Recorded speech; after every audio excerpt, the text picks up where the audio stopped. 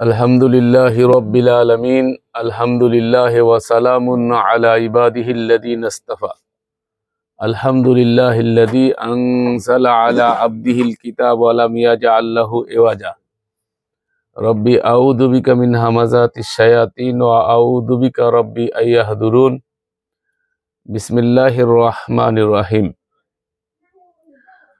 وَإِذْ قُلْنَا لِلْمَلَائِكَةِ اسْجُدُوا لِآدَمَ فَسَجَدُوا إِلَّا إِبْلِيسَ أَبَى وَاسْتَكْبَرَ وَكَانَ مِنَ الْكَافِرِينَ। সম্মানিত দ্বীনী ভাইরা, আমরা আজকে একটি বিশেষ বিষয় নিয়ে আলোচনা করতে চাচ্ছি, যেটা নিয়ে সমাজে অনেক ধূম্রজাল আছে। মানুষ এখানে বুঝতে গিয়ে বিভিন্ন রকমের ভুল করার কারণে সত্য উদ্ঘাটন করতে পারছে না, যার কারণে অনেকেই বিভ্রান্ত হচ্ছে। তো আমরা সেই বিষয়টা আজকে আল কোরআন থেকে ক্লিয়ার করার চেষ্টা করব ইনশাআল্লাহ। তো আমি এই মর্মে আপনাদের সম্মুখে কোরআনে কারীমের 2 নম্বর সূরা আল বাকারার 34 নম্বর আয়াত তেলাওয়াত করেছি। আল্লাহ সুবহানাহু ওয়া তাআলা এই আয়াতের ভিতরে ইরশাদ করেন, ওয়াইদ কুলনা লিল মালাইকাতি ইসজুদু লি আদামা ফাসাজাদু ইল্লা ইবলিস আবা ওয়াস্তাকবারা ওয়া কানা মিনাল কাফির। আর যখন আমি মালাকদেরকে বললাম, অনুবাদে বলা আছে ফেরেশতা। ফেরেশতা শব্দের ফার্সি হচ্ছে আরবি মালাক শব্দের প্রতিশব্দ ফার্সিতে ফেরেশতা। তো আমরা ফেরেশতা চিনি, সেজন্য ফেরেশতাই বলি। আমি যখন ফেরেশতাদেরকে বললাম তোমরা আদমকে সেজদা করো, এখানে লি আদম আছে আদমের জন্য, কিন্তু অনুবাদ করেছে যে তোমরা আদমকে সেজদা করো।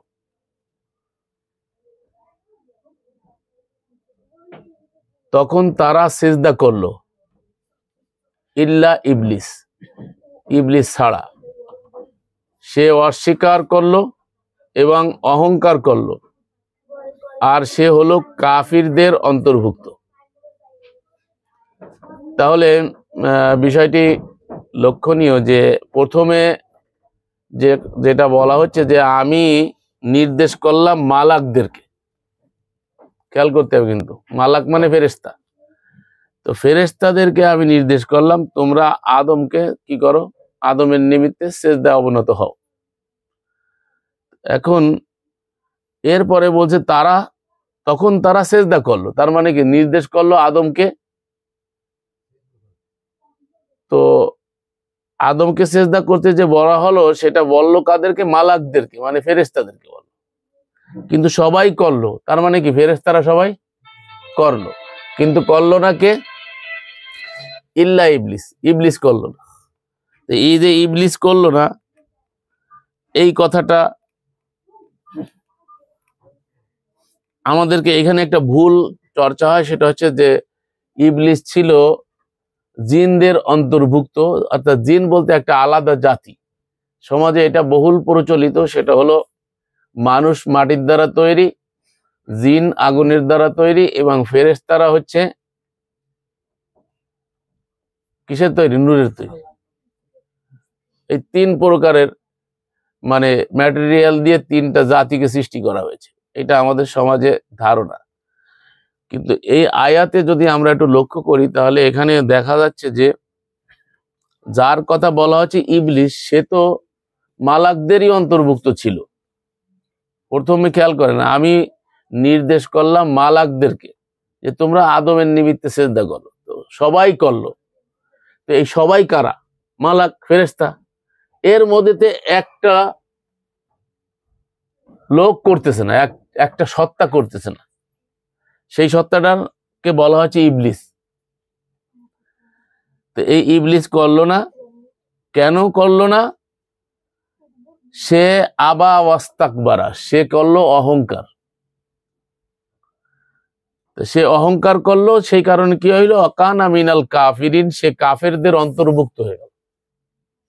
তাহলে ইতিপূর্বে কিন্তু সে কাফের ছিল না, খেয়াল করতে হবে, ইতিপূর্বে সে কাফের। আয়াতের ডিপে যাইতে অনেক কিছু বোঝার থাকে আয়াত থেকে। আমরা আয়াত থেকে আমাদের সোকাট মৌলবী সাহেবরা বিভ্রান্ত করে, আমাদেরকে ধারণা দিয়েছে। তাহলে আমরা বুঝতে পারলাম যে সে মালাকদের মধ্য থেকে একজন ছিল। তার কারণ সেজদা করতে কিন্তু বলা হয়েছে মালাকদেরকে, মানে ফেরেশতাদেরকে। জিন নামে বা ইবলিস নামে অন্য কেউ ওই গ্রুপের মধ্যে ছিল এ কথা কিন্তু আল্লাহ বলেন নাই। তো সে জিন হলো, সে ইবলিস হলো, সে কাফের হলো, অন্যান্য আয়াতগুলো নিয়ে আছে। তো কেন হলো, সে অস্বীকার করলো, কি জন্যই করলো, সেটা হচ্ছে আবা ওয়াস্তাকবারা, সে অহংকার করলো। সেজন্য আল্লাহ বলছে ওয়াকানা মিনাল কাফিরিন, সে কাফেরদের অন্তর্ভুক্ত হয়ে গেল। তো কাফের কাকে বলা হয়? কাফের আরবি ভাষায় বলা হয়, কৃষকদেরকে কাফের বলে। কৃষকদেরকে এই জন্য কাফের বলা হয় যে কৃষকেরা বীজকে মাটির নিচে ঢেকে দেয়। তো যে গোপন করে তাকে গোপনকারীকে কাফের বলা হয় আরবি ভাষায়। তো যারা আল্লাহর বিধানকে গোপন করে, ঢেকে দেয়, অস্বীকার করে, তাদেরকে কাফের বলা হয়। ইবলিস কি করলো? অমান্য করলো, সে আল্লাহর বিধানটাকে অমান্য করলো। সেই জন্য কি হইলো, তাকে আর এক জায়গায় বলা হয়েছে কানা মিনাল জিন, সে জিনদের মধ্যে হয়ে গেল। তো এই জিনদের মধ্যে হলো কি জন্য? জিন মানে গোপন, জিন মানে কি গোপন, আর কাফের মানে কি গোপনকারী। তাহলে এই জিনদের মধ্যে হয়ে যাওয়া আর ইবলিস হয়ে যাওয়া বলেন বা কাফের হয়ে যাওয়া বলেন, মানে সে তার কোয়ালিটি একটা পাইলো, কিন্তু মূলে ছিল সে কি মালাকদের, ফেরেশতাদের অন্তর্ভুক্ত। আমরা যে তাকে জিন বলে একটা আলাদা জাতি হিসাবে ট্রিট করছি, জেনে আসছি, সেটা কিন্তু আয়াত দ্বারা প্রমাণিত হচ্ছে না। আয়াত দ্বারা প্রমাণিত যদি হয়, কোনো আয়াতে যদি কোথাও কেউ পেয়ে থাকে যে ফেরেশতাদেরকে নূর দ্বারা তৈরি করা হয়েছে, যদি কোনো আয়াতে থেকে থাকে, তাহলে সেটাকে প্রমাণ আমরা ভেবে নেব যে জিন আলাদা একটা জাতি, তাদেরকে আগুন দিয়ে বানানো হয়েছে। কিন্তু জিনদেরকে আর মালাকদেরকে যে আগুন দিয়ে বানানো হয়েছে তা আয়াত দ্বারা প্রমাণিত। যেহেতু আর এক আয়াতে এসে সে বলতেছে যে আমি কেন তাকে সেজদা করব, যেহেতু তুমি আমাকে বানিয়েছো আগুন দ্বারা আর তাদেরকে বানিয়েছো মাটি দ্বারা, তাই না? তাহলে ওই আগুন দিয়ে কাকে বানানো হয়েছে? মালাকদেরকে বানানো হয়েছে, আয়াত দ্বারা প্রমাণিত হয়েছে। তার কারণ মালাকদের মধ্য থেকে মালাকদেরকেই শুধু সেজদা করতে বলা হয়েছে, আর কাউকে কিন্তু সেজদা করতে বলা হয় নাই। তো সবাই করলো ইল্লা ইস্তেসনা, মানে যারা আছে তার মধ্যে আলাদা করে বলালাম কাকে, একে আলাদা করে বলালাম। ইল্লা মানে ইস্তেসনা, আলাদা করা। তো সবাই করলো কিন্তু এই করলো না। তাহলে এই সবার মধ্যে, এই সবাই মানুষ, এই মানুষের মধ্যে একজন। তো মালাকদের মধ্যে সেও একজন ছিল, কথা কি বুঝতে পারছেন? তাহলে সে একজন ছিল, সে সেজদাকারীদের অন্তর্ভুক্ত হইল না। এখন এই সেজদা মানে কি, এটা আমাদেরকে কোরআন থেকে উদ্ঘাটন করতে হবে। যদি আমরা সেজদা না বুঝি, তাহলে সেজদার নামে অপসংস্কৃতি সমাজে চলছে। একদিকে বলা হচ্ছে যে সেজদার একমাত্র উপযুক্ত আল্লাহ। দেখবেন সমাজে এগুলো বিশৃঙ্খলা আছে, সেই জন্য আমি এই কথাগুলো ক্লিয়ার করার চেষ্টা করছি।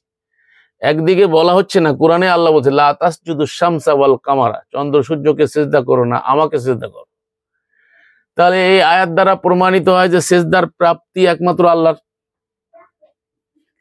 তাহলে আমরা আল্লাহকে সেজদা দিচ্ছি, আবার আদমকেও দিচ্ছি, আবার ইউসুফ তার পিতা মাতাকে সামনে উপবিষ্ট করে, আসনে উপবিষ্ট করে, তারপরে তার ভাইয়েরা তাকে সেজদা করলো, এরকম আয়াত আছে না?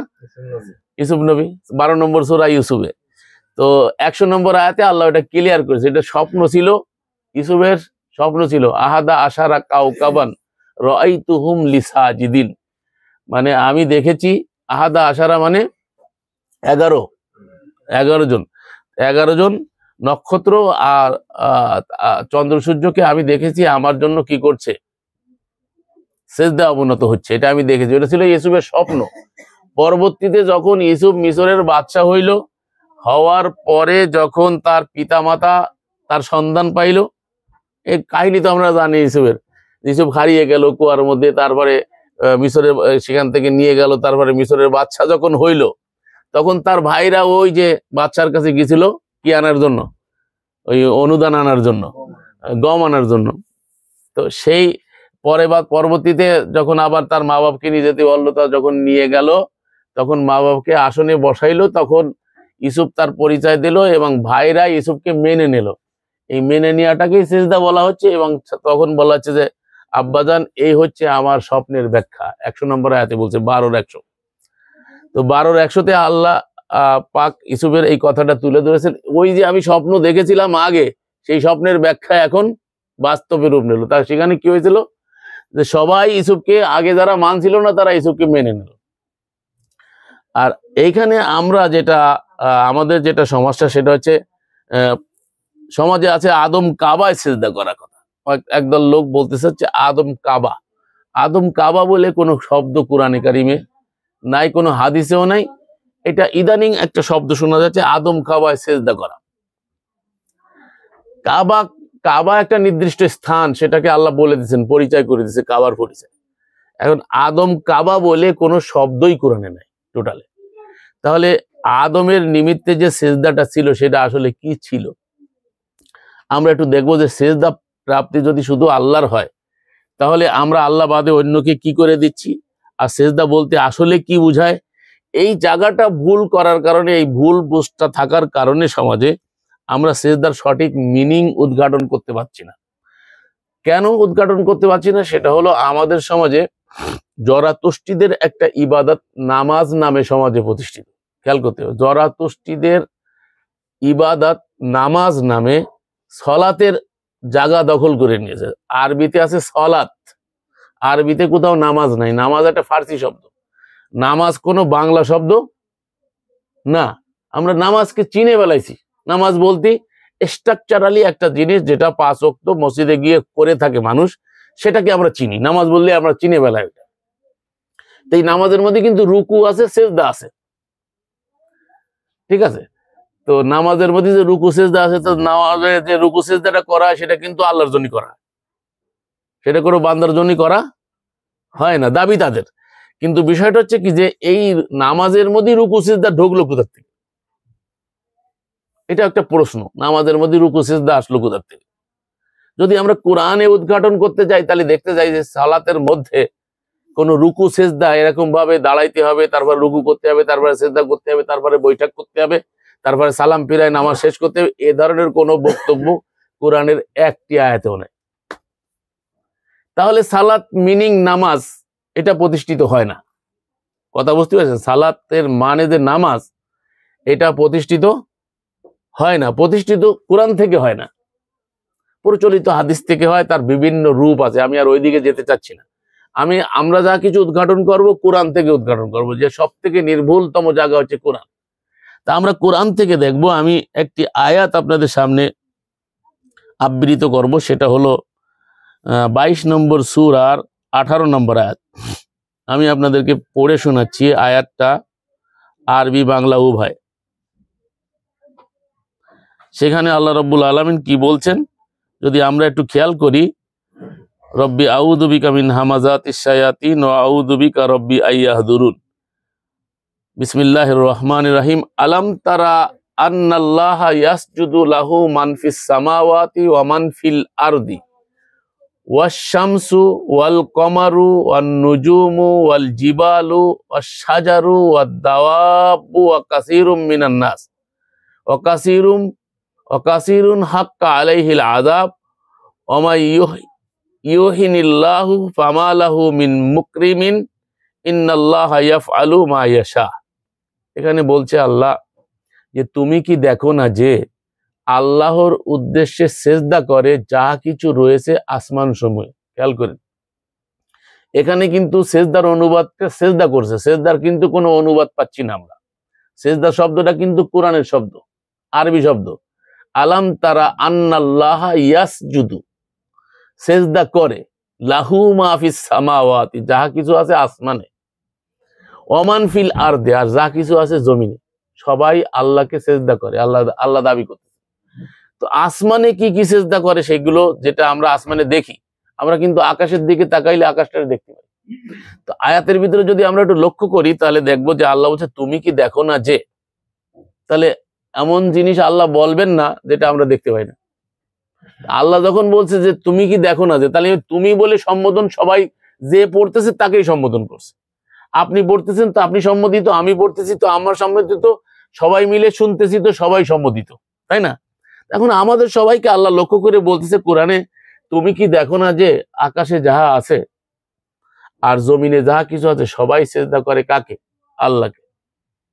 তো আকাশে কি কি আছে আল্লাহ রাব্বুল আলামিন বলতেছেন যে সূর্য, চাঁদ, তারকারাজি, তিনটা জিনিস। আমরা কিন্তু আকাশের দিকে তাকাইলে তিনটা জিনিস দেখি। একটা দেখতে পাই আকাশ, আর একটা দেখতে পাই সূর্যকে, আর একটা দেখতে পাই চন্দ্রকে, আর একটা দেখতে পাই তারকারাজিকে।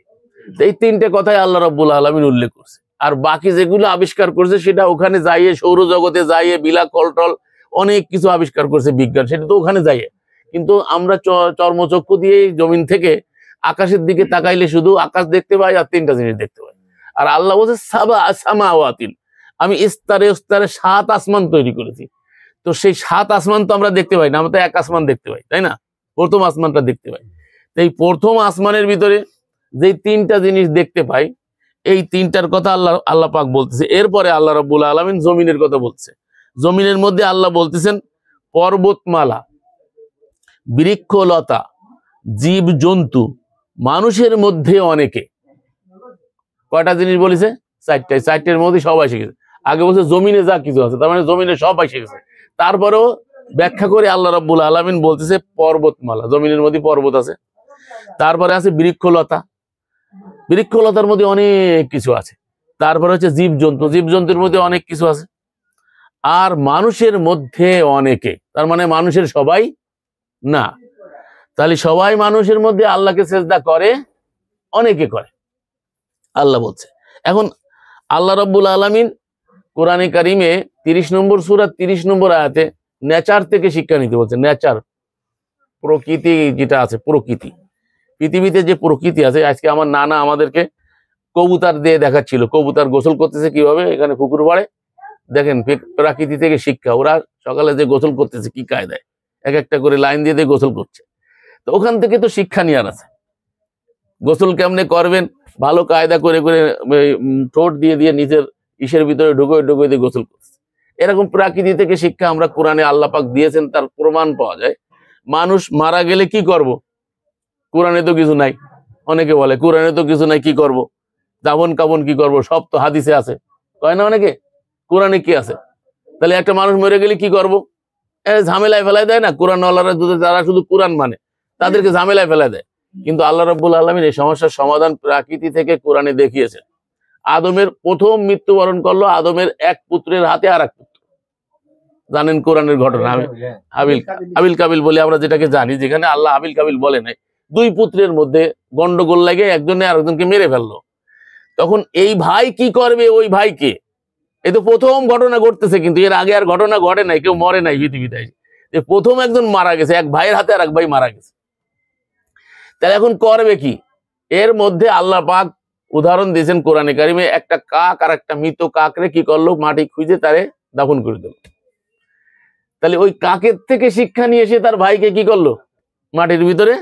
এখন আমাদের হুজুররা বিভিন্ন রকমের কবর, বগলি কবর, আরাবিয়ান কবর, আদমি কবর, নানান রকমের কবর বানাইছে। আসলে কবরের উদ্দেশ্য হচ্ছে কি? মাটির তলে ঢুকোই দিতে হবে। কি জন্য ঢুকোই দিতে হবে? লাশটা যখন মরে যায় তা সব থেকে বেশি দুর্গন্ধ হয়, পরিবেশ দূষণ হয়। এই লাশটা তো আমি না। আমি কালকে দেখাইছিলাম যে আমি যদি কপালে হাত দিই, তো আমাকে যদি প্রশ্ন করে এটা কার কপাল, আমি বলবো আমার কপাল। আমি চোখে হাত দিলে কার চোখ, এটা আমার চোখ। আমি যদি কানে হাত দিই, আপনারা প্রশ্ন করবেন এটা কার কান, আমি বলবো আমার কান, তাই না? তো গোটা অঙ্গে আমি যদি এইভাবে করে হাত দিই, আর আপনারা যদি আমাকে প্রশ্ন করেন, তাই বলবো আমার কান, আমার পা, আমার হাত, আমার মাথা, আমার, এরপর জিজ্ঞেস। তাহলে আমার যদি এই সব হয়, তাহলে আমার সে আমি কে? আমার আমি তো থাকতে হবে, তাই না? সেই আমি যে সত্তাটা, সেই সত্তাটা হচ্ছে আমার ভিতরে আছে, যার কারণে আমার এই বাইরের অঙ্গ প্রত্যঙ্গ সচল। কথা বুঝতে পারছেন? তাহলে আমার একটা আমি আছে, তো সেই আমিটা চলে যায় যখন, তখন কি হয়, অঙ্গ প্রত্যঙ্গ বিকল হয়ে যায়, থাকলেও কোনো কাজে আসে না। এই জন্য বলে যে মানুষটা মারা গেছে, তো মানুষটা মরে যাওয়া মানে শেষ হয়ে যাওয়া না, মানুষের স্ট্রাকচারটা বিকল হয়ে যায়। যখন ওই আমি সত্তাটা ভিতরে থাকে তখন ওই অঙ্গ প্রত্যঙ্গ, চোখ দেখে, কান শোনে, হাত ধরে, দিমাগ চিন্তা করে, পাও চলে, কিন্তু ভিতর থেকে আমি সত্তাটাকে বের করে নিলে তার লাশ পড়ে থাকে। যেমন একটা বিশাল হীন গাড়ির ভিতরে যদি ইঞ্জিন থাকে তাহলে ওটা সচল থাকে, ইঞ্জিন বাইর করে নিলে গাড়ির স্ট্রাকচার থাকে, কিন্তু এই গাড়ি আর চালানো যায় না। এই মোবাইলটার ভিতরে সব আছে কিন্তু ব্যাটারি নাই, ব্যাটারি বাইর করে ফেলান, মোবাইলে সব আছে কিন্তু এই মোবাইল থাকতেও কি অসাল। তো ঠিক অনুরূপ ভাবে আমাদের ভিতর থেকে যে আমি সত্তাটাকে যখন বের করে নেয়, এই জন্যই বলা হয় মিনহা খলাক, যখন মানুষ মারা যায় তখন আমরা এই দোয়াটা পড়ি, মিনহা খলাকনাকুম অফিহা নুঈদুকুম অমিনহা নুখরিজুকুম তারাতান উখরা। মাটি দিয়ে বানাইছি, মাটির সাথে মিশাবো, আবার মাটির থেকে উঠাবো। এই কথাটাতে হুজুররা আমাদেরকে শেখায়, এখানে একটা ভুল থিম আছে, সাথে সাথে সেটাও বলে যাচ্ছি, সেটা আল্লাহ কোথাও বলে নাই, রসুলও কোথাও বলে নাই এই কথা মাটি দিয়ে সময় পড়ো। তার কারণ এই কথাটা আল্লাহ বলেছেন, আর এটা যদি আপনি বলেন তাহলে আপনি আল্লাহর জায়গাটা দখল করলেন। আপনি বলতেছেন এক মুঠ মাটি দিয়ে সময় মিনহা খলাকনাকুম, আমি মাটি দিয়ে বানাইছি, কথাটা যখন আপনি রিপিট করতেছেন তখন কি করতেছেন, আপনি বলতেছেন না, জায়গাটা দখল করলেন কার? আল্লাহর। মিনহা খলাকনাকুম, মাটি দিয়ে বানাইছি, অফিহা নুঈদুকুম, মাটির সাথে মিশাই দেবো, আমিনহা নুখরিজুকুম, আবার এই উত্তোলন করবো কিয়ামতের দিন এই মাটির থেকে। তো করবেন কে? এই কাজটা কার? আল্লাহর। বলছেন আল্লাহ, হ্যাঁ, তাহলে এই কথাটা আল্লাহর, আমরা সেটাকে রিপিট করতেছি। তা আমরা এটা রিপিট এরকম অনেক কিছুই করি, নামাজে যে আমরা অনেক কিছু রিপিট করি যেগুলোর কোনো বৈধতা নাই। যেমন আমি, যারা নামাজে সব সূরা ক্লাস জানে না, করে ছোট্ট সূরাই না, তাই না, সূরা কাল কাউসার এই আয়াতটা পড়ে অনেকে, সূরা ফাতিহা পড়ার পরে ছোট সূরাতে নামাজ পড়ে আসে, ইন্না আতাইনা কাল কাউসার, হয় না? আমরা দেখেন এখানে কি হচ্ছে, নামাজের নামে এখানে যা হয়, আমি অত দূর যাইতে চাইছি, শুধু এটুক দিয়ে আপনাদেরকে বুঝাচ্ছি। ইন্না আতাইনা কাল কাউসার, নিশ্চয়ই আমি আপনাকে কাউসার দান করেছি। কাউসারই রাখলাম, কাউসার মানে প্রস্রবণ, আর প্রস্রবণ মানে যেখান থেকে মানুষ তৃষ্ণা নিবারিত হয়, আর সেই প্রস্রবণ বলতে আল্লাহ কোরআনকে বুঝাইছে। তা আল্লাহ তো রসুলকে কোরআনই দিছিল নাকি? এটা তো ওই যে হুজুররা বানাইছে কি, যে কিয়ামতের মাঠে রসুলকে আল্লাহ হাউজে কাউসার দেবে, একটা প্রস্রবণ দেবে যেখান থেকে সবাইকে তৃষ্ণা নিবারণ করে। এটা ভুয়া কথা। এই কথাটা আল্লাহ জমিনে থাকতে রসুলকে বলতেছেন, নিশ্চয়ই আমি, যখন রসুল প্রেজেন্ট ছিলেন তখন, তারপরে আয়াত না, কথা খেয়াল করতে হবে, যখন রসুল প্রেজেন্ট ছিলেন তখন আল্লাহ বলছে নিশ্চয়ই আমি আপনাকে কাউসার দিয়েছি, নিশ্চয়ই আমি আপনাকে কাউসার দেব কিয়ামতের দিন, এ কথা কিন্তু বলে নাই। আয়াতের মিনিং খেয়াল করতে হবে, নিশ্চয়ই আমি আপনাকে কাউসার দান করেছি। তাহলে আপনি আবার যখন আয়াতটা পড়তেছেন তখন আপনি আল্লাহরে করছেন নিশ্চয়ই আল্লাহ, ধরুন কথা তো আপনি আল্লাহর সাথে বলতেছেন নামাজে, নামাজে যদি আপনার মিরাজ হয়, যদি আল্লাহর সাথে আপনার কথা হয়, তাহলে আপনি কি করছেন? ইন্না আতাইনা কাল কাউসার, নিশ্চয়ই আমি আপনাকে কাউসার দান করেছি। তা আপনি কি আল্লাহরে কাউসার দিচ্ছেন নাই? বলেন, রিপিট করতেছেন কার দিকে? আল্লাহর দিকে। এই জন্য কোরআন বলে যে সালাতে যাওয়ার আগে আল্লাহ 4 নম্বর সূরা 43 নম্বর আয়াতে বলছে লা তাকরাবুস সালাহ, সালাত তো দূরের কথা, সালাতের কাছেও যাইও না, নিষেধ করতেছে আল্লাহ। আমরা তো খালি তবলিগ আল্লাহরা ডাকে, আসেন ভাই মসজিদে যাই, আসেন ভাই নামাজ পড়তে যাই, ডাকি না ভালো কাজ মনে করে, আর আমরা মনে করি ভালো কাজে ডাকতেছে, কিন্তু আল্লাহ স্বয়ং আল্লাহ নিষেধ করতেছে যে আল্লাহ আকিমুস সালাহ বারবার কোরআনে ফরজ করছেন, ইন্নাল্লাযী ফারাযা আলাইকাল কোরআন, যদিও ফরজ শব্দ সালাত নামাজের ক্ষেত্রে নাই, তারপরেও কোরআনের সার্বিক বিধান ফরজ, তো সেই ক্ষেত্রে বলা যায় কোরআনের বিধান এটা ফরজ। তো আল্লাহ যেটাকে ফরজ করছে সেই আল্লাহ আবার নিষেধ করতেছে লা তাকরাবুস সালাহ, সালাত তো দূরের কথা, সালাতের কাছেও যাইও না। আমি সব উত্তর দেবো, একটু থামেন। হুজুররা কি বলে ওইটা নিয়ে আমাদের বুঝছেন না, আমরা কোরআন থেকে বুঝি। আল্লাহ নিষেধ করতেছে 4 নম্বর সূরা 43 নম্বর আয়াত, লা তাকরাবুস সালাহ, সালাত তো দূরের কথা, সালাতের কাছেও যাইও না। ও আনতুম সুকারা, যতক্ষণ তোমরা মাতাল থাকো বা মদহুশ থাকো ততক্ষণ তোমরা সালাতের কাছে যায় না। মদহুশ বা মাতাল কাকে বলে পরের অংশে আল্লাহ ব্যাখ্যা করতেছে, বলছে হাত্তা তাআলামু মা তাকুলুন, যাহা বলিতেছো তাহা যতক্ষণ বুঝিতে না পারো। মাতাল অবস্থায় মানুষের হিতাহিত জ্ঞান থাকে না, কাকে কি বলতে আসে বোঝে না। তো আমাদের দেশে যদি আপনি বিচার করেন এই আয়াতের আলোকে, তাহলে দেখবেন হাজারে না লাখে একটা মানুষ এরকম পাবেন না যে সে সলাতে কি বলতেছে সে বুঝে কয়। অনেক মহিলা যা ভিতরে আছে জিজ্ঞেস করে দেখেন, সূরা ফাতিহা আলহামদুলিল্লাহ সূরা পড়ে না, আরবিতে মুখস্থ করেছে, কিন্তু জিজ্ঞেস করেন যে আপনি কি বললেন, সে বলতে পারে না, সে জানে না কি বলতেছে। সে আরবিতে একটা কিছু ভিন্ন ভাষায়, ভিন দেশে একটা ভাষায় রট করতেছে। সেখানে ছিল কি অনন্ত অসীম প্রেমময় তুমি বিচার দিনের স্বামী, এরকম কিছু কথা সেখানে ছিল, তাই না? কিন্তু সে কথাগুলো সে বোঝে নাই, সে আন্দাজে বলছে। যে যাই হোক, সেখানে বলছে যে সমস্ত প্রশংসা আল্লাহর জন্য, যিনি জগৎ সমূহের রব। হ্যাঁ, আমরা আপনার ইবাদত করি, আপনারই কাছে সাহায্য চাই, আমাদেরকে সরল পথে চালান। এই কথাগুলো সে বোঝে না, সে বলতেছে কিন্তু সে বোঝে না। তা আপনি পৃথিবীতে সালাত মানে যদি প্রার্থনা হয়, তাহলে চাওয়া পাওয়ার একটা বিষয়, মালিকের সাথে আপনার কথোপকথন হচ্ছে। তা আপনি মালিক রে কইছেন না তাই না কাল কাছে, তা আপনি তার কাছে চাইবেন কি? তারে তো আপনি উল্টে দিচ্ছেন। আমি কি কথা বোঝাইতে পারলাম মনে হয়? আপনি উল্টে তাকে দিচ্ছেন না এই কথা বলে। ঠিক ওই রকমই আমরা যখন মাটি দিচ্ছি তখন এই কথা, এই এত দূর চলে আসলাম ওই মাটির কথা নিয়ে। তাহলে বোঝা যাচ্ছে যে আমাদেরকে যে কবরে মাটিতে ঢুকাইতে হবে, এটা আমরা শিক্ষা নিলাম কিসের থেকে? আদম পুত্র শিক্ষা নিল এই প্রকৃতি থেকে। কাকে এসে শিক্ষা দিল? তাহলে প্রকৃতির থেকে আমাদেরকে শিক্ষা নেওয়ার জন্য, প্রকৃতি হচ্ছে একটা আয়াত, এখান থেকে আল্লাহ নিদর্শন, আয়াতের একটা অর্থ হচ্ছে নিদর্শন, দর্শনের থেকে নিদর্শন হয়। তাহলে আপনার এই নিদর্শন থেকে শিক্ষা গ্রহণ করতে আল্লাহ পাক বলেছেন। এখন আমাদের হুজুররা বলতে চায় যে হাদিস ছাড়া কোরআন বোঝা যাবে না। এই জন্য আপনাকে কি করবে?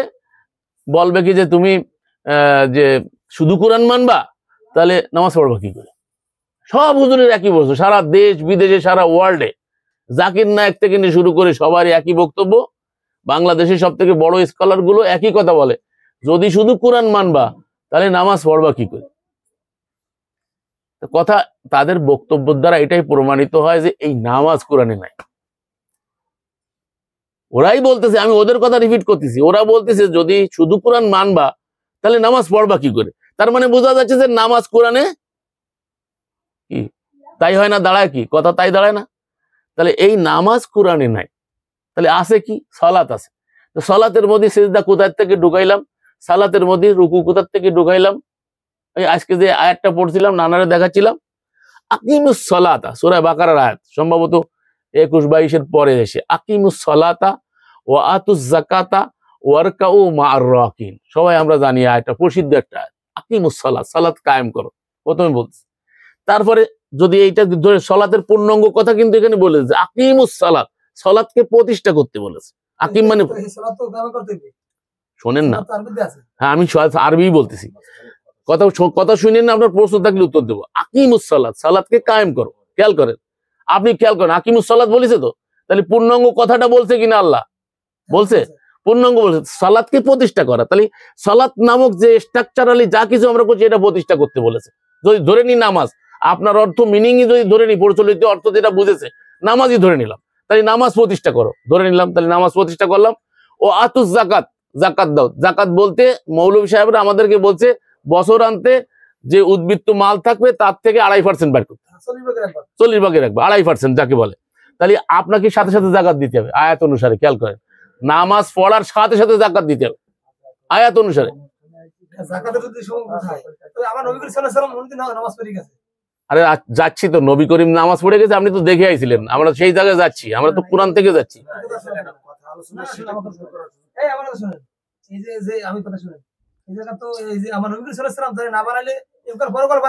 এই কথাটা কোরআনে কোথাও আছে? আমি পরে বলতেছি, আপনার কথার উত্তর দেবো। এওকাল পরকাল নবীর আপনার কে বলছে কথা? আমি যাচ্ছি ওই জায়গায়, আপনি একটু ধৈর্য ধরেন, খেয়াল করেন। মাঝখানে কথা বলি এদিক সেদিক হয়ে যাবো, এলোমেলো হয়ে যাবো। আমি যে বিষয়টা নিয়ে যাচ্ছি আপনি সেটা বোঝেন। এখন আপনি বলতেছেন যে আকিমুস সালাত, সালাত কায়েম করো। আমি আয়াত বলতেছি, ও আতুজ যাকাত, এরপরে যাকাত দাও। আতু মানে দাও, তাহলে দিতে বলছে কি? যাকাত। তাহলে সালাতের সাথে সাথে আপনাকে যাকাত দিতে হবে। তো যারা নামাজ পড়ে তারা কি সাথে সাথে যাকাত দেয়? দেয় না। এরপরে কি বলছে? আর কাউ, রুকুকারীর সাথে রুকু করো। আর কাউ মা'আর রাকিন, রুকুকারীর সাথে রুকু করো।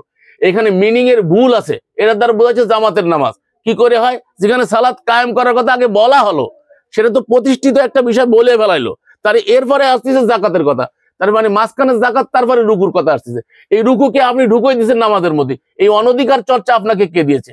আপনি আল্লাহর কিতাবে আল্লাহ যেভাবে বলেছে ঠিক সেইভাবে হুবহু মানতে হবে। এর ভিতরে সংযোজন বিয়োজন কারোর কোনো অধিকার নাই পৃথিবীতে, এমনকি নবীরও নাই। যে নবীর পরে নাজিল হয়েছে সে যদি আল্লাহর বিধানে কোনো কিছু ঢুকাইতো, আল্লাহ বলছে আল্লাহ তাকাওয়ালা আলাইনা বাযাল আকাবিল লা আখাযনা মিনহু বিল ইয়ামিন, রাসূল যদি আমার বিধানে কিছু ঢুকাইতো তাহলে আমি তার ডাইন হাত ধরতাম এবং তার জীবন ধমনী আমি আল্লাহ কাটে দিতাম, মানে গলা কাটে ফেলাইতাম। গলা কাটলে আর মানুষ বাঁচে না ভাই, হাত কাটলে বাঁচে। মাজা পর্যন্ত কাটা মানুষ দেখা যায়, মাজা পর্যন্ত নাই, সে মানুষটাও চলতেছে, জীবন আছে, কিন্তু গলা কাটে ফেলাই দিলে আর বাঁচে না। আল্লাহ রসুলকে ধমকি দিয়েছে যদি আমার বিধানে রসুল কিছু সংযোজন বিয়োজন করতো তাহলে রসুলের ডাইনার দরকার আমি আল্লাহ গলা কাটে ফেলাইতাম। তাহলে তো রসুল আল্লাহর বিধানে কিছু ঢুকাইতে পারে না, তাহলে মৌলভী সাহেব ঢুকোয় কি করে? তাহলে আমরা কি করে বানাচ্ছি এখানে? আমাদেরকে তো এখানে সংযোজন বিয়োজন করার কোনো সুযোগ নেই, যেভাবে আল্লাহ বলেছে সেইভাবে মানতে হবে। তাহলে রুকু প্রথমে সালাত কায়েম করতে হবে, তারপরে যাকাত দিতে হবে, তারপরে রুকুকারীর সাথে রুকু করতে হবে। এটা হচ্ছে সহজ বিষয়। আমি আসলে এটা আর আলোচ্য বিষয় না, এটা প্রসঙ্গক্রমে এসেছে। আমি যে আলোচনায় যাচ্ছি সেটা হচ্ছে সেজদায়। আপনি দেখেন আমরা সেজদাকে যে নামাজের মধ্যে নিয়ে গেলাম, তো নামাজের মধ্যে যদি সেজদার নিয়ে যায় তাহলে সালাতের যে বিষয়টা আছে, সালাত আল্লাহ করেন। এখন আসেন আসল জায়গায়, সালাত আল্লাহ করে। এখন আপনি বলবেন সালাত আল্লাহ করে কোথায় আছে? আমি আপনার আয়াত দেখাই দিই। আল্লাহ রাব্বুল আলামিন বলছেন যে সালাওয়াতুম মির রাব্বিহিম ওয়া রাহমা। আল্লাহ সূরা বাকারার ভিতরে সালাওয়াতুম মির রাব্বিহিম, তার রবের পক্ষ থেকে তাদের উপরে সালাওয়াত হয়, বহুবচন, সালাতের বহুবচন সালাওয়াত। তাহলে আল্লাহ সালাওয়াত করে, তাহলে আল্লাহ যদি সালাওয়াত করে তো আল্লাহ কি তাহলে রুকু করে সিজদা করে বান্দার জন্য? তাহলে যদি তাহলে এই সালাওয়াত মানে কি? আরো আসে দেখেন, হুজুররা একটা আয়াত সব সময়ের জন্য ওয়াজ মাহফিলে বলেন, মিলাদে বলেন, যেখানে যাও এই আয়াতটা পড়ে, সূরা আহজাবের 40 নম্বর আয়াত, ইন্নাল্লাহা ওয়া মালাইকাতাহু ইউসাল্লুনা আলান নবী। নিশ্চয়ই আল্লাহ এবং তার মালাকগণ, তার ফেরেশতারা, ইউসাল্লুন সাল্লু করে। এই সল্লু মানে যদি নামাজ হয়, সালাত থেকে সল্লু, তো এই সল্লু যদি আল্লাহ করেন, মালাকরা করেন, তাহলে এখানে যদি নামাজ ধরেন তাহলে কি হবে? নিশ্চয়ই আল্লাহ এবং তার ফেরেশতারা নবীর জন্য নামাজ পড়ে। তো আল্লাহ কি নবীর জন্য নামাজ পড়ে? এখানে আপনি কি মিনিং করবেন? কথা বুঝতে হবে, কথা বুঝে তারপরে কথা প্রশ্ন যদি থাকে আমার বক্তব্যের শেষে আমি প্রশ্নের উত্তর দেবো। আগে কথা বুঝে নেন। নিশ্চয়ই আল্লাহ এবং তার মালাকগণ ইউসাল্লুনা আলান নবী, নবীর প্রতি সাল্লু করে। এরপরে আল্লাহ আমাদের বলছে ইয়া আইয়ুহাল্লাযীনা আমানু। এই আমার বক্তব্য সারা ওয়ার্ল্ডে চলে যাবে, সারা ওয়ার্ল্ড, এই যে রেকর্ড করতেছি, সারা ওয়ার্ল্ডের মোল্লা মৌলবী পৃথিবীতে যারা আছে সব কটার চ্যালেঞ্জ করে তারপর বক্তব্য দিচ্ছি। আমি এই দিক সেদিকে কোরআনের বাইরে কোনো কথা বলার চেষ্টা করতেছি না, তাকে এটা সারা পৃথিবী দেখবে। তো আল্লাহ বলছে ইন্নাল্লাহা মালাইকাতাহু ইউসাল্লুনা আলান নবী, নিশ্চয়ই আল্লাহ এবং তার মালাকগণ নবীর প্রতি সল্লু করে। ইয়া আইয়ুহাল্লাযীনা আমানু, হে বিশ্বাসী সম্প্রদায়, সল্লু, তোমরাও সল্লু করো, আলাইহি ওয়া সাল্লিমু তাসলিমা, আমার নবীর প্রতি সমর্পিত চিত্তে। তাহলে নবীর প্রতি সমর্পিত চিত্তে সাল্লু আল্লাহ করেন, সল্লু মালাকরা করলে, সল্লু আমাদেরকে করতে বলতে। তাহলে এই সল্লু মানে কি? যদি নামাজ করেন তাহলে কি হবে? আল্লাহ কি রুকু সিজদা করে? নিশ্চয়ই না। তাহলে এই যে নামাজ নামক যে স্ট্রাকচার দাঁড় করানো হয়েছে এটা আপনি কোরআনে কোথাও খুঁজে পাবেন না। এইটা একটা আয়াতের মধ্যে আল্লাহ বলে নাই এইভাবে দাঁড়াও, এভাবে রুকু করো, এভাবে সিজদা করো, এভাবে বৈঠক করো। এখানে আমি আপনাদেরকে যে জিনিসটা বোঝাতে চাচ্ছি সেটা হচ্ছে, দেখেন যে আয়াতটা বলেছি, আলাম তারা, তোমরা কি দেখো না যে আল্লাহর উদ্দেশ্যে সিজদা করে যাহা কিছু রয়েছে আসমান সমূহে, তার মধ্যে কি কি বলছে? সূর্য, চন্দ্র, তারকারাজি। খেয়াল করেন, এখন আপনি কি কখনো দেখেছেন যে সূর্য বুট হয়ে পড়ছে মাটিতে? দেখেছেন? দেখেন নাই। চন্দ্রকে দেখেছেন? তারকারাজিকে দেখেছেন? দেখেন না। তাহলে এখন আল্লাহর কথা কি মিথ্যা? আল্লাহ কোরআন বলছে ওমান আসদাকু মিনাল্লাহি হাদিসা, ওমান আসদাকু মিনাল্লাহি কিলা, আল্লাহর থেকে সত্যবাদী আর কে হতে পারে? তাহলে নিশ্চয়ই আল্লাহর কথা সত্য। তাহলে আল্লাহর কথা যদি সত্য হয় তাহলে এরা সেজদা করে।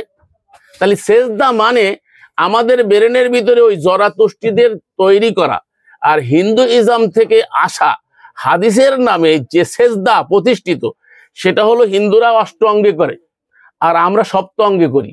অষ্ট অঙ্গের সপ্ত অঙ্গের পার্থক্য আমি একটু বুঝাই দিই আপনাদের। ওই অষ্ট অঙ্গটাকে আমরা সপ্তাঙ্গ কি করে বানাইছি? যে হাদিসে আছে 2 হাত, 2 হাঁটু, 2 পাও, কয়টা হইলো? 6টা। আর নাক আর কপালে এক ধরা হয়েছে, আর হিন্দুরা নাক আর কপালে আলাদা দুটো অঙ্গ ধরে, তাহলে 8টা হয়। তোরা অষ্ট অঙ্গে সেজদা করে, আমরা সপ্ত অঙ্গে সেজদা করি। তাহলে ওই অষ্ট অঙ্গর বিষয়টাকে পরবর্তীতে হাদিসে আইনে সপ্ত অঙ্গ বানাই দিয়েছে, নাক কপালে একাকার করে। বলছে রসুল নাকি বলেছেন নাক আর কপাল এক, কিন্তু এটা একটা অঙ্গ, এটা একটা অঙ্গ, ঠিক আছে? এই দুই অঙ্গকে এক করে দিয়ে সপ্ত অঙ্গ করা হয়েছে। তাহলে পার্থক্য আমাদের তাদের মধ্যে কিছু নাই। ওরা গাছপালা, সাপ যা কিছু পায়, 33 কোটি দেবতা যাকে পায় তার সামনে কিন্তু নমো নমো করে একেবারে মাটিতে লুটিয়ে পড়ে, তাই না?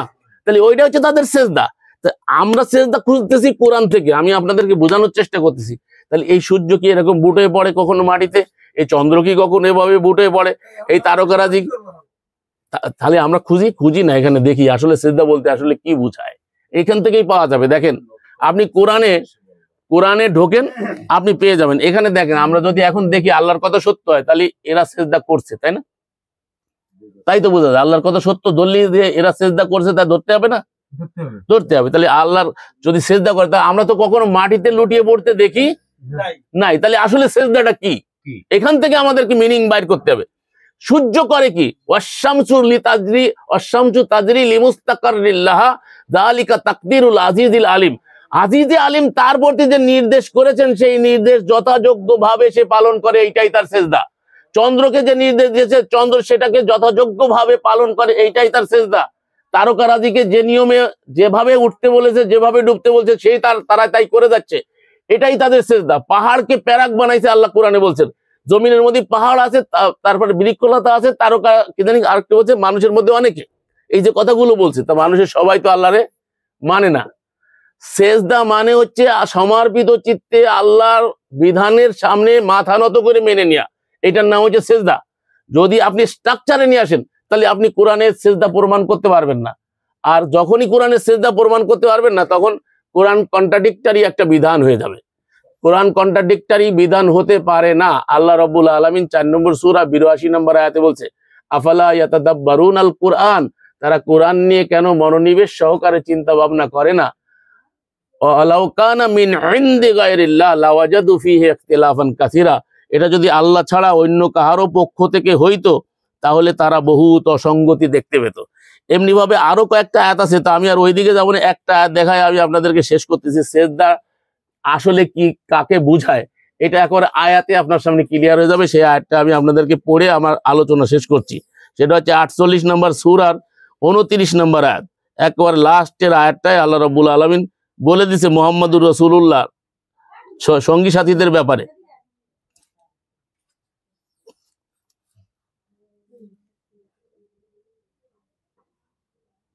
খেয়াল করেন, এই আয়াতটা যদি আপনি ভালো করে বোঝেন, আমি অনুবাদটা পুরো আয়াতটা পড়তে গেলে যদি আয়াতটা পড়ি, মুহাম্মাদুর রাসূলুল্লাহ ওয়াল্লাযীনা মাহু আশিদ্দাউ আলাল কুফফার রুহামাউ বাইনাহুম তারাহুম রুকআন সুজদান। রুকআন মানে রুকু, সুজদান মানে সিজদা।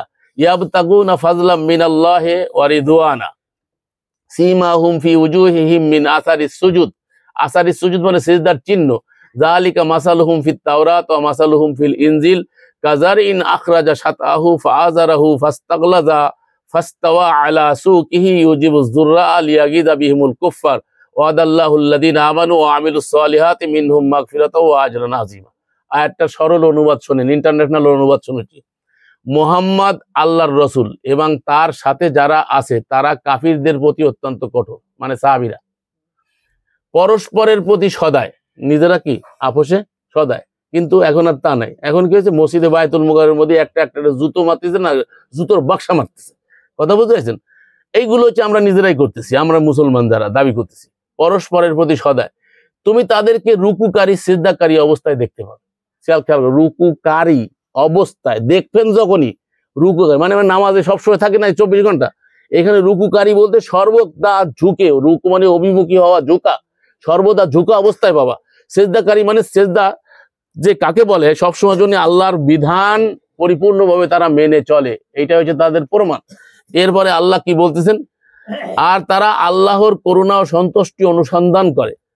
তাদের আলামত হচ্ছে, এবার আলামত বলতেছে, তাদের চেহারায় সিজদার চিহ্ন থাকে। খেয়াল করেন এই আয়াতটুকু, তাদের চেহারায় সিজদার চিহ্ন থাকে। কিন্তু আমরা সিজদার চিহ্ন নিয়ে গেছি কপালে। আল্লাহ কিন্তু কপালের কথা বলে নাই। সেজদার চিহ্ন চেহারার মধ্যে প্রস্ফুটিত হয়। আল্লাহ যে এই কথাটা বলেছে, তাদের এখন বলেন সেজদা প্রস্ফুটিত হয় চেহারার মধ্যে কেমনে? একটা লোকরে যখন আপনি দেখবেন খুব রাগান্বিত, তার চেহারা দিয়ে কিন্তু বোঝা যায়। আর একটা লোক রাগ হয়েছে দেখলে বোঝা যায় না, একবারে রক্তিম বর্ণ হয়ে গেছে, চেহারা লাল হয়ে গেছে, তার মানে রাগান্বিত হয়ে গেছে, তাই না? আর একটা লোক যখন এখন নরম এইভাবে করে একেবারে বিনীত হয়ে থাকে, এরকম ভাবে বিনয়ের সাথে চলে, নরম ভাবে চলে, তারা দেখলেই বোঝা যায় মানুষটা খুব নরম মেজাজে, তাই না? এই সেজদার চিহ্ন মানে সে যে আল্লাহর বিধান মাইনে তার সামনে নত হয়ে গেছে, এইটা তার চেহারা দেখলেই বোঝা যায়। এই কথাটাই আল্লাহ এখানে বলছে। তাহলে সেজদা বলতে যদি ওইটা বোঝাইতো, তাহলে আল্লাহ কপালে কইতো। আমি এইটা বোঝানোর জন্য আয়াতটা নিয়ে আসি। আমি আরো দূরে যাইতে চাচ্ছি না, এইটুকু বললে আয়াতের পুরা অর্থটা বলে দিই, তার কারণ অপূর্ণ থেকে যাবে। তাদের আলামত হচ্ছে তাদের চেহারা সেজদার চিহ্ন থাকে, এটাই তাওরাতে দৃষ্টান্ত। আর ইনজিলে তাদের দৃষ্টান্ত হলো একটি চারা গাছের মতো, যে তার কচি পাতা উদ্গত করছে ও শক্ত করছে, তারপর অথবা তা পুষ্ট হয়েছে এবং স্বীয় কাণ্ডের উপর মজবুত ভাবে দাঁড়িয়েছে, যা চাষিকে আনন্দ দেয়, যাতে তিনি তাদের দ্বারা কাফিরদেরকে ক্রোধান্বিত করতে পারেন। তাদের মধ্যে যারা ঈমান আনে, সৎকর্ম করে, আল্লাহ তাদের জন্য ক্ষমা ও মহা প্রতিদানের ওয়াদা করেছেন। এখন আমি যে এই কথাগুলো বললাম কোরআন থেকে, কেউ আমি চ্যালেঞ্জ করতেছি সারা ওয়ার্ল্ডকে, এখন আপনাদেরকে বলতেছি না, সারা ওয়ার্ল্ডে যারা পরবর্তীতে আমার এই বক্তব্য দেখবে, যত স্কলার আছে, সকলকে আমি বলতে চাই, কোরআনে একটি আয়াত অষ্ট অঙ্গের আর সপ্ত অঙ্গের কোন সেজদা যদি কেউ দেখাইতে পারে, তো আমি এই বক্তব্য বন্ধ করে দিয়ে আর জীবনে বক্তব্য দেবো না, আর কোনোদিন বক্তব্যই দেবো না, মানে এই জগৎ ছাড়ে দেবো একেবারে টোটালে। কিন্তু দেখাইতে হবে কোরআন থেকে, কোরআনের বাহিরের থেকে কোনো জায়গাতে যদি টাইনে আনেন, আমি ওইটা মানতে রাজি নাই। তার কারণ আমি একমাত্র কোরআন ছাড়া আর কোনো দলিল মানি না। এটা হচ্ছে আমার ব্যক্তিগত ওপিনিয়ন, এটা আমি সারা ওয়ার্ল্ডের সামনে প্রকাশ করার জন্য এটা রেকর্ড করে ছেড়ে দিচ্ছি। কালকে ইনশাআল্লাহ কাল পরশুর মধ্যে আমার এই বক্তব্য অনলাইনে চলে যাবে মুসলিম ফাউন্ডেশনে। অর্থাৎ আপনার সকলকে আমি বলছি, কোরআন থেকে স্ট্রাকচারালি সেজদা যদি প্রমাণ না করতে পারেন, তাহলে আদম কাওয়া সেজদা মেজদা এই যা কিছু বলা হচ্ছে, যা কিছু আমরা করতেছি, এই সেজদা আসলে এইটা না। সেজদা অর্থ হচ্ছে, মিনিং হচ্ছে আল্লাহ রাব্বুল আলামিনের বিধানকে সমর্পিত চিত্তে নত চিরে মেনে নেওয়া। আর মেনে নিলে তার বহির্প্রকাশ তার চেহারার মধ্যে প্রস্ফুটিত হয়, সেটা আল্লাহ সূরা ফাতার 29 নম্বর আয়াতে বলে দিয়েছেন। তো মহান আল্লাহ আমাদের সকলকে বুঝার, উপলব্ধি করার তৌফিক দান করুন। আমা আল্লাহ রাসূলিল্লাহ বালাগুল মুবিন।